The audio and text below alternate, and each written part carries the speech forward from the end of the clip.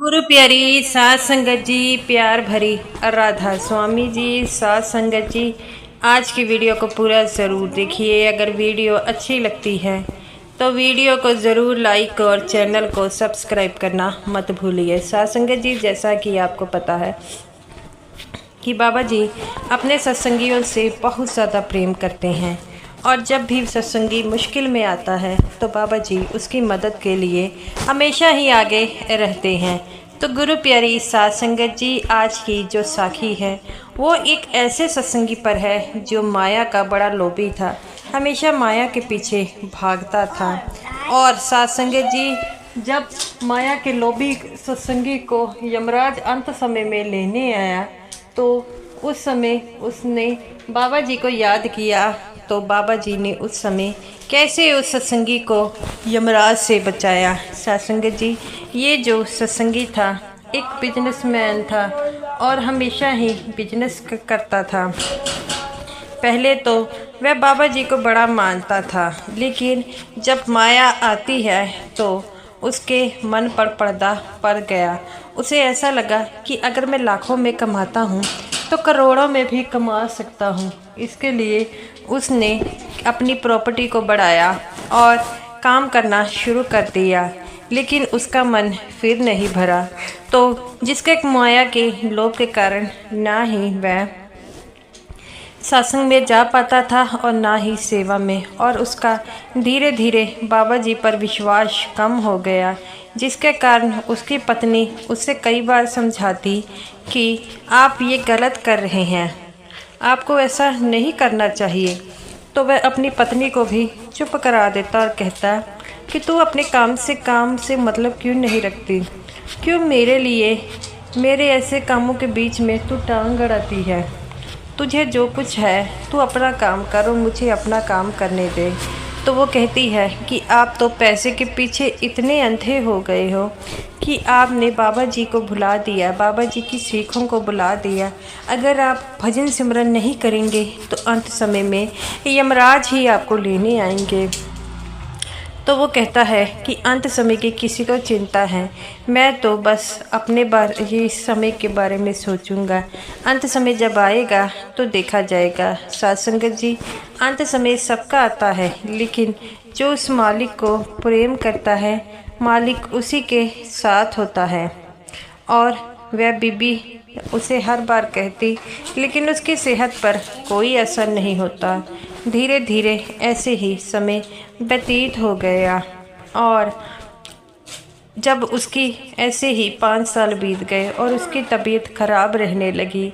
उसने बड़े से बड़े डॉक्टर को दिखाया, लेकिन उसका कोई फ़ायदा नहीं हुआ और उसकी हालत दिन ब दिन खराब होती गई, जिसके कारण वह बड़ा परेशान रहने लगा और अपनी पत्नी को कहता है कि लगता है मेरा अंत समय आने वाला है। तो वो कहती है कि आप बाबा जी का सिमरन किया कीजिए। तो वो कहता है कि मुझे सिमरन कैसे करना है, मैं भूल गया, इतने सालों में मैंने कभी भी सिमरन नहीं किया, अब मैं क्या करूं। तो उसकी पत्नी कहती है कि आप किसी प्रकार की चिंता मत करें, बाबा जी बख्शनहार है। अगर आप बाबा जी को याद करेंगे तो बाबा जी आपकी मदद ज़रूर करेंगे, बस आप बाबा जी पर विश्वास रखें। तो वो कहता है कि इतने सालों में मैंने कभी बाबा जी पर विश्वास नहीं रखा, तो अब बाबा जी मेरी मदद क्यों करने आएंगे। तो वो कहती है कि आप किसी प्रकार की चिंता मत कीजिए, सब कुछ ठीक हो जाएगा। और इतना कहते ही वह रोने लग पड़ता है और अपनी पत्नी को कहता है कि मैंने इतने साल पैसे के पीछे अपने गंवा दिए। तब वो कहती है, मैं जब आपको पहले समझाती थी तो आप कहते थे कि पैसे के कमाने के बारे में सोचते थे और आप कहते थे कि देखा जाएगा। और वह बड़ा ही घबराता है और कहता है कि मुझे कुछ नहीं दिखाई दे रहा अंदर से, मैं क्या करूं। उसकी पत्नी कहती है कि जब मैं आपको समझाती थी कि भजन सिमरन कर लो तब तो ध्यान नहीं देते, अब मैं क्या कर सकती हूँ। अंत समय में तो सिर्फ सतगुरु ही सुन सकते हैं और किसी में इतनी शक्ति नहीं है कि वह सुन सके। और वह रोने लग पड़ता है। तब उसकी पत्नी दिलासा देती है कि आप बाबा जी से ज़रूर कहिएगा।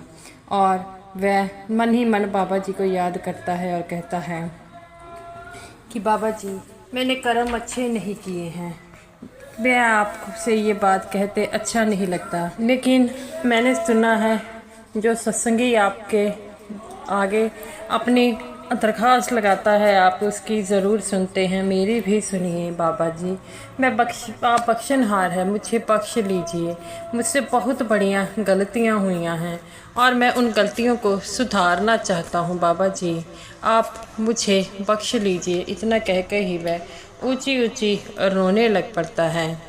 और तभी वह देखता है कि उसकी सांस जो है फूलने लग पड़ती है। वह अपनी पत्नी को आवाज़ देने की कोशिश करता है, लेकिन उसकी पत्नी तक आवाज़ पहुंच नहीं पाती। उससे पहले ही इसका शरीर जो था वो डगमगाने लग पड़ता है और ऊंची ऊंची रोने लग पड़ता है और कहता है कि बाबा जी, आपने मेरी दरख्वास्त सुनिए बाबा जी। तब वह देखता है कि उसके आगे एक यमराज खड़े हुए हैं और उसके प्राण को खींच रहे हैं। वह अपने शरीर में प्राण को छोड़ना नहीं चाहता था, लेकिन यमराज जी ने ज़बरदस्ती उसके प्राणों को खींच लिया। जब उसका शरीर से आत्मा बाहर निकली तो उसने देखा कि उसका मृत शरीर पड़ा हुआ है और वह अब कुछ नहीं कर पाता और वह रोने लग पड़ता है और कहता है कि बाबा जी, मुझे अपनी गलती का एहसास है। आप मेरी गलती को जो है, मैंने बहुत बड़ी गलती की है, लेकिन आप मेरी रक्षा कीजिए। ये यमराज मुझे नरकों की जो है यातनाएं देंगे। आप अपने इस नादान सेवक की, इस नादान सत्संगी की मदद कीजिए। और कहकर ऊंची ऊंची रोने लग पड़ता है। वह देखता है तो यमराज उसको पकड़कर खींचते हैं, लेकिन वह कहता है कि मैं नहीं जाऊंगा, मुझे मेरे बाबा जी लेने आएंगे। तो वह कहते हैं, कौन बाबा जी?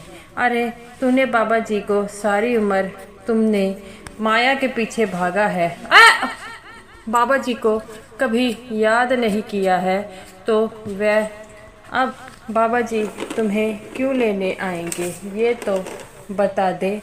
तो वह कहता है कि बाबा जी अपने जो है सत्संगियों से बड़ा प्रेम करते हैं और जो सच्चे मन से बाबा जी को याद करता है, बाबा जी उसे लेने ज़रूर आते हैं। इतना कहकर वह यमराज के आगे रोने लग पड़ता है। यमराज जी कहते हैं, तू चाहे कुछ भी कर ले, लेकिन तुझे हमारे साथ जाना ही पड़ेगा। वह कहता है कि आप 5 मिनट रुक जाइए, क्या पता बाबा जी आ जाएं। तो बाबा जी पे यमराज कहते हैं कि अब कोई भी बाबा तुझे नहीं बचा सकता, बचाएगा तो वह यमराज, मेरे हाथों से तो तुझे कुछ भी नहीं बचा सकता। और वह ऊंची ऊंची रोने लग पड़ता है। और तब वह थोड़ी ही आगे जाते हैं तो उन्हें सामने से एक रोशनी दिखाई देती है। तो वह कहता है कि ये कौन है? यमराज जी कहते हैं, मुझे नहीं पता। और सामने वह देखते हैं तो बाबा जी हैं।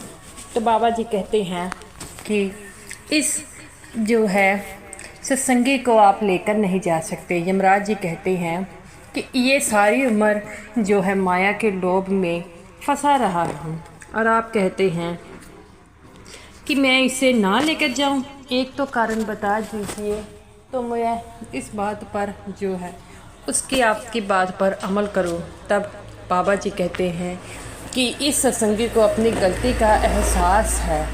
तब यमराज जी कहते हैं, लेकिन अब मैं क्या कर सकता हूँ, इसकी मौत का समय हो गया है। बाबा जी कहते हैं कि आप मेरी एक बात मानिए, आप इसको अब इसकी ज़िंदगी के कुछ दिन दीजिए ताकि ये दोबारा जो है अपनी ज़िंदगी को सुधार ले और भजन सिमरन कर ले।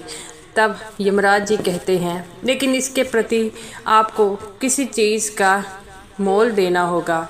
तब बाबा जी कहते हैं कि आप मेरा थोड़ा सा भजन सिमरन देख लीजिए और इसको जो है ज़िंदगी दे दीजिए। तब वह कहते हैं, ठीक है बाबा जी। यमराज बाबा जी की बातों को मान गया और उस जो है सत्संगी को जीवन दान दिया। कुछ समय बाद जब उसे होश आती है तो वह अपनी पत्नी को सब कुछ बताता है और वह देखता है कि वह अपने पैरों में दोबारा खड़ा हो गया। तो वह अपनी पत्नी को सारी बात बताकर कहता है कि अब से मैं भजन सिमरन ही किया करूँगा, बाबा जी ने मेरी जान बख्शी है। तब उसकी पत्नी कहती है कि मैंने तो आपको पहले ही कहा था, लेकिन आप मेरी बात को मानते कहाँ हो।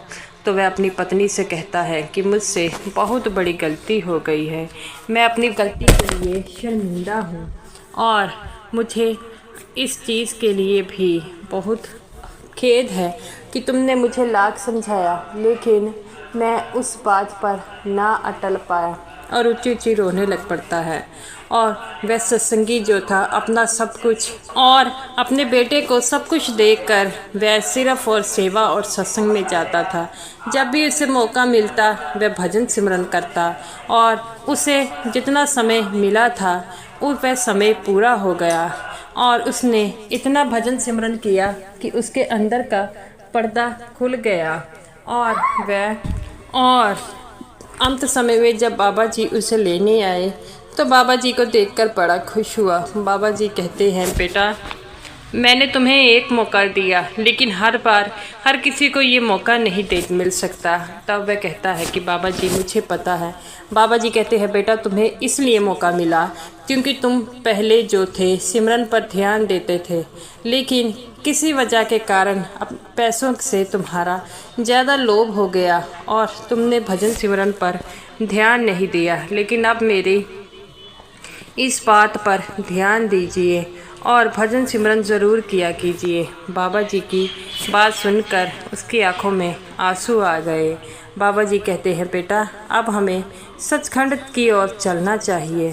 तो वह बड़ा खुश होता है और कहता है कि बाबा जी मुझे लेने आए हैं। बाबा जी आपकी इन बातों से मैं बड़ा खुश हूँ। तब बाबा जी कहते हैं, बेटा ये तुम्हारे अच्छे कर्म थे जिसके कारण तुम्हें ये ज़िंदगी मिल गई थी और मैं सभी से सत्संगियों से यही कहना चाहता हूँ, चाहे ज़िंदगी में कुछ हो लेकिन पैसों के पीछे मत भागिए। तो वह कहता है कि बाबा जी मैं आपका लाख लाख शुक्र हूँ कि आपने मुझे ये ज़िंदगी दी थी।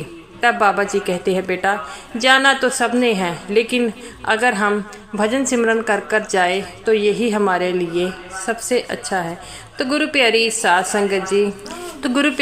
संगत जी ऐसे ही हैं बाबा जी, जो हमेशा ही अपने सत्संगियों की मदद करते हैं। इसीलिए हमें भी बाबा जी के कहे अनुसार जो है भजन सिमरन करना चाहिए। वह सत्संगी पहले तो सेवा सत्संग करता था। माया ऐसी चीज़ है जो सबके मुंह पर लोभ डाल देती है और हमें भी जो है अगर हम सेवा सत्संग में जाते हैं तो हमें उसकी कदर करनी चाहिए कभी भी। इसीलिए हमें उस पर लागू रहना चाहिए। पैसा तो हमारे साथ नहीं जाएगा, इसीलिए तो कहा जाता है कि भजन सिमरन कीजिए। बाबा जी भी अपने भजन सिमरन करने के लिए कहते हैं। हमने कई साखियाँ सुनी होंगी जिसमें बाबा जी ने अपने सेवादारों और सत्संगियों को ये बात बताई है कि हमें कैसे भजन सिमरन करना चाहिए। और उनके साथ जब भी कोई मुश्किल की घड़ी आई है तो बाबा जी ने उनका साथ दिया। जैसे इस बुजुर्ग सत्संगी ने 15 दिनों में अपना अंदर का पर्दा खोल लिया। सब इतने किस्मत वाले नहीं होते। और इसी तरह बाबा जी हमेशा कहते हैं कि हमेशा भजन सिमरन की ओर ध्यान दीजिए। जो 84 का जामा जो है बहुत बुरा है, अगर एक बार फंस गए तो न जाने फिर हम कभी मनुष्य का चोला मिलेगा, तब हम जाकर इस 84 के जेल खाने से बाहर निकल पाएंगे। और मनुष्य का चोला इसलिए मिलता है कि हमें भक्ति कर कर इस 84 के जेल खाने से बाहर निकले। लेकिन हम माया के लोभ में फंसकर, इस दुनियारी बातों में फंसकर हम सब कुछ भूल चुके हैं। तो गुरु प्यारी साध संगत जी, अगर आप बाबा जी को मानते हैं, बाबा जी पर विश्वास रखते हैं, तो आज से ही भजन सिमरन करना शुरू कर दीजिए, क्योंकि अंत समय का कुछ नहीं पता है। तो साध संगत जी, ये रही मेरी आज की वीडियो। अगर आपको ये वीडियो अच्छी लगी हो तो वीडियो को ज़रूर लाइक कीजिएगा और समूह साध संगत जी को मेरी तरफ से प्यार भरी राधा स्वामी जी। और हमेशा सेवा और सत्संग में ज़रूर जाया कीजिएगा, क्योंकि इस पर जाने से आपके कर्मों का जो बोझ है वह कम तो नहीं होता, लेकिन आपका वातावरण जो है वह शुद्ध हो जाता है।